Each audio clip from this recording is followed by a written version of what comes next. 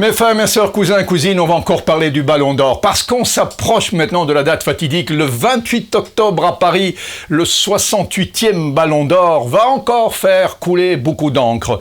Et on a les 30 nominés maintenant, on les a, il n'y a pas beaucoup de surprises. Peut-être le fait que Messi et Ronaldo ne soient pas là tous les deux pour la première fois depuis bien longtemps. Le Ballon d'Or, il a longtemps fonctionné sur cet antagonisme entre Messi et Ronaldo. Faut être fou pour ne pas aimer les deux quand on aime le foot. Mais je comprends qu'on puisse s'amuser à opposer Messi à Ronaldo. C'est ce qui a fait vraiment couler beaucoup d'encre pendant toutes ces années. 8 plus 5, 13 ballons d'or ont été à ces deux super champions qui n'ont pas encore terminé leur carrière, et ça c'est merveilleux. Bon, alors, le top 3, je crois que le top 1, Vinicius, on va difficilement lui enlever le ballon d'or. Il s'est rien passé d'extraordinaire ces dernières semaines, si ce n'est qu'il n'a pas été brillant à la Copa América avec le Brésil qui sort en quart. Ça ne lui apporte pas cette certitude à 100%.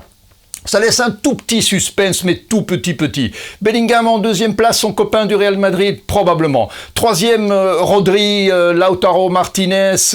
On sort de ce classement Mbappé qui, manifestement et certainement ces derniers matchs, a montré qu'il n'est plus du tout dans le coup. Et psychologiquement, même si ça n'influe plus vraiment sur le décompte final, ça influe quand même sur le jugement des 100 journalistes, puisqu'ils sont 100 à donner des points, représentant les 100 pays classés par la FIFA. Donc, pas de combine, pas de triche, certainement des façons de penser qui sont identiques, mais on ne peut pas se douter que 100 personnes vont combiner ensemble un classement qui serait erroné. La chose qui a changé, c'est que c'est maintenant organisé avec l'UEFA et que les points sont donnés autrement. Si avant on donnait simplement 5 cotations, on en donne maintenant 10 pour éviter que des joueurs se retrouvent avec 0 points ou très peu de points. Donc c'est 15 points pour le premier, 12, 10, 8, 6, 5, 4, 3, 2, 1. Ce qui veut dire que normalement les écarts seront assez conséquents en tenant compte que le premier il a 15 points carrément et que le troisième en a 10 seulement. Donc les écarts devraient être plus importants. Et donc ça devrait profiter évidemment aux grands favoris de cette 68e remise du Ballon d'Or. Il y a 8 titres aussi, il n'y a pas que le Ballon d'Or du meilleur joueur, parce qu'on pourrait se dire, oui mais attendez, le foot c'est quand même un sport collectif, on est d'accord. Pourquoi il faut donner un prix individuel à un sport collectif ? Ça me paraît en effet assez bizarre.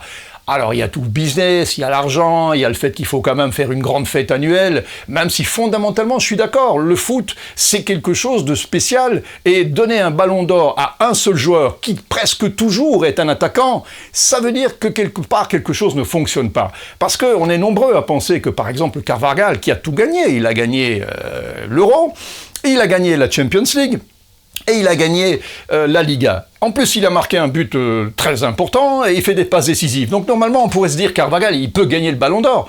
Mais il ne le gagnera pas. Pourquoi ? Mais parce qu'il ne joue pas à la bonne place. Donc lui ne gagnera jamais. Quand on regarde l'histoire du Ballon d'Or, c'est à 95% des attaquants. Donc on peut dire ce que l'on veut, malgré tout, Carvajal, il aurait pu gagner encore une compétition de plus, et il l'a gagné en gagnant la Supercoupe d'Europe face à l'Atalanta, il ne l'aura pas le Ballon d'Or. Donc on voit qu'il y a quelque chose qui ne fonctionne pas. Donc c'est destiné, en effet, aux gondoles, à ceux qui sont devant, vraiment. Et ceux qui sont devant, eh bien, c'est les attaquants, et les attaquants, ce sont ceux qui marquent l'imagination, qui marquent l'imaginaire, qui marquent des buts, tout simplement, et qui font des passes décisives. Alors, le classement, il sera probablement, en effet, assez banal, si on se dit, en effet, qu'on oublie tous ces joueurs qui mériteraient d'être là, et qui ne le gagneront pas parce qu'ils n'ont pas la bonne position sur le terrain.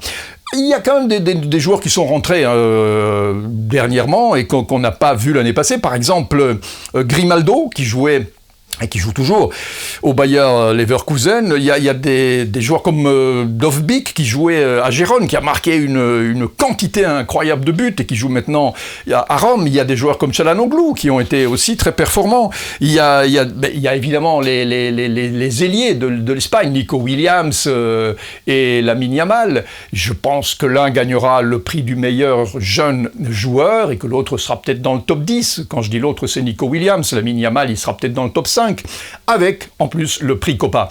Et puis il y a aussi la meilleure équipe. La meilleure équipe, on pourrait se dire, c'est encore City, c'est encore le Real. Moi, je dirais que c'est peut-être le Bayer Leverkusen qui a réussi une année entière sans perdre un seul match dans le championnat d'Allemagne et en Coupe d'Europe. Ils ont perdu la finale face à l'Atalanta. Donc c'est assez exceptionnel. Donc le Bayer Leverkusen pourrait dire « Nous sommes la meilleure équipe d'Europe », même si clairement, dans le jeu, on peut se dire que le Real et City sont au-dessus. Mais sur une seule saison, le Bayer Leverkusen a marqué les esprits.